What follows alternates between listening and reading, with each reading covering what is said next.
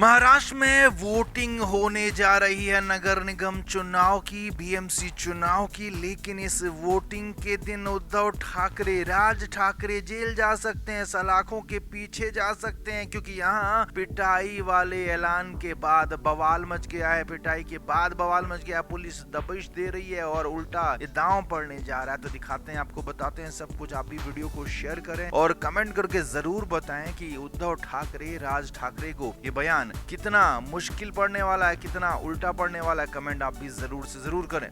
तो महाराष्ट्र में बीएमसी के साथ साथ कई नगर निगमों में चुनाव होना है। 15 जनवरी को वोटिंग हो रही है। अब ऐसे में उद्धव ठाकरे, राज ठाकरे जो कि मिलकर गठबंधन में चुनाव लड़ रहे हैं, उन्होंने बड़ा ऐलान किया है और उसके बाद ये उल्टा दांव उनका पड़ता हुआ दिख रहा है, क्योंकि पुलिस इस पर एक्शन की तैयारी में आ गई है। असल में वोटिंग के दिन उद्धव ठाकरे के नेतृत्व वाली पार्टी यूबीटी और एमएनएस के कार्यकर्ताओं का एक संयुक्त दस्ता यानी कि एक टीम बनाई जा रही है, जिसका काम कहने के लिए तो फर्जी मतदान करने वालों की पिटाई करना है, लेकिन इसे एक तरीके से एनआरकी के रूप में देखा जा रहा है कि आखिर उद्धव ठाकरे, राज ठाकरे कैसे कानून को अपने हाथ में ले सकते हैं, कैसे किसी की पिटाई कर सकते हैं और कर भी दें तो कैसे खुलेआम इसकी ऐलान कर सकते हैं, खुलेआम इसकी धमकी दे सकते हैं। क्योंकि यहाँ पर संजय राउत ने खुलेआम ये धमकी की तरह कही कि बात कही साफ साफ कि अगर वोटिंग में कुछ गड़बड़ी हुई तो हम एक टीम बना रहे हैं जो 15 जनवरी को सुबह 7 बजे सक्रिय हो जाएगी और डबल वोटिंग की जहां जानकारी मिलेगी तो ऐसे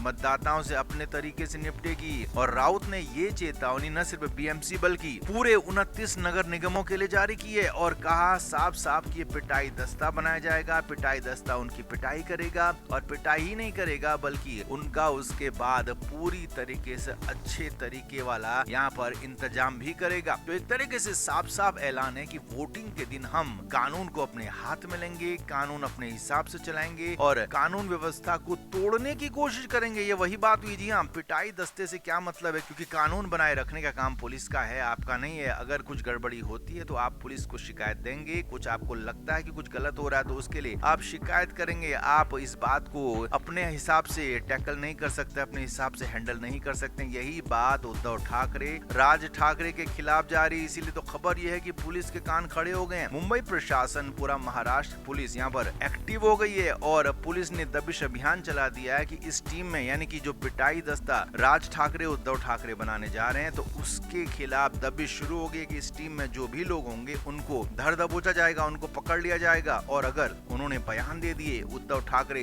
राज ठाकरे के खिलाफ तो उन्हें भी सीधे सीधे दबोच लिया जाएगा, उन्हें भी पकड़ लिया जाएगा। और कहीं ये ना हो कि वोटिंग के दिन सुबह सुबह ही उद्धव ठाकरे, राज ठाकरे को पकड़कर जेल डाल दिया जाए, या फिर वोटिंग के दिन सुबह ना सही देर शाम तक वोटिंग खत्म होने के बाद उन्हें जेल डाल दिया जाए। क्योंकि ये अगर ऐसा कुछ होता है तो ये खुलेआम कानून तोड़ने का ऐलान है, खुलेआम धमकी है कि हम कानून तोड़ेंगे और पिटाई दस्ता बनाएंगे। तो इस पर बवाल मचा हुआ है। तो आपका क्या मानना है? क्या मुंबई पुलिस जो कार्रवाई कर रही है वो बिल्कुल ठीक है, या फिर उद्धव ठाकरे, राज ठाकरे जो पिटाई दस्ता बना रहे हैं वो बिल्कुल ठीक है? आप किस तरह में, आप भी कमेंट करके जरूर से जरूर बताएं और वीडियो को अभी के अभी शेयर भी करें।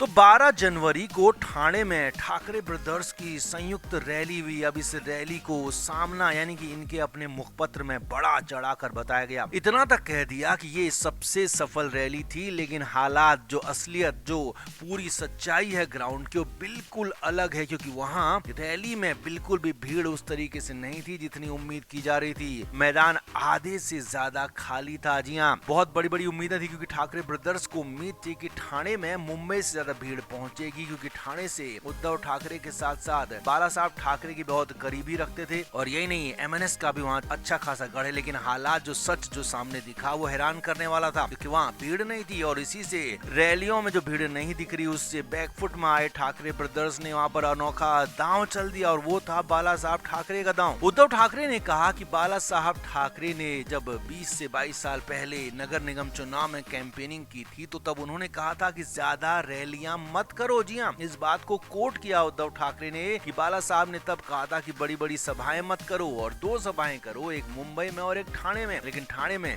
जरूर सभा करो। यानी कि उद्धव ठाकरे जो अपनी रैलियां इस बीच कर नहीं पाए, पहले रैलियों का ऐलान किया था, वो रैलियां बाद में कर नहीं पाए, बैकफुट में आए, तो उसके लिए बहाना पूरी तरह से बना दिया कि बाला साहब ठाकरे ने कहा था कि 2 ही रैली करो, इसीलिए हम भी यहाँ 2 ही रैली कर रहे हैं, मुंबई में और ठाणे में। अब हालात इतने खराब थे कि इस रैली में पहले तो राज ठाकरे बोलने के लिए जब आए तो उनके पास बोलने के लिए कुछ नहीं था, क्योंकि राज ठाकरे को लग रहा था कि ठाणे में कम से कम भीड़ आएगी, लेकिन ठाणे तो एकनाथ शिंदे का भी गढ़ है। तो ठाणे में हालात इतने बुरे थे कि लोग दिख नहीं रहे थे, दूर दूर तक मैदान खाली नजर आ रहा था। तो राज ठाकरे को भी इसमें बाला साहब ठाकरे का नाम लेना पड़ा, और मजबूरी में यहाँ पर पूरा का पूरा कैंपेन बाला साहब ठाकरे की तरफ शिफ्ट किया गया कि कैसे भी मराठी वोट एकजुट हो जाएं, मराठी वोट हमें मिल जाएं और हम उसी के सहारे चुनाव जीत जाएं, क्योंकि यहाँ कोई मुद्दे, कोई ऐसी बात रही नहीं ठाकरे ब्रदर्स के पास कि वो कुछ कह पाए, कुछ जनता को लुभा पाए। तो इसीलिए पूरा का पूरा मामला 20 से 22 साल पहले शिफ्ट कर दिया, जब बाला साहब ठाकरे ने भाषण दिया था, ठाणे और मुंबई में रैली करने की बात कही थी, तो उसी बात को यहाँ पर दोहराया गया, बार बार बाला साहब ठाकरे की बात कही गई, बहाना बनाया गया, दांव चला गया। लेकिन अब ये दांव कितना कारगर होगा ये तो चुनाव में 15 जनवरी को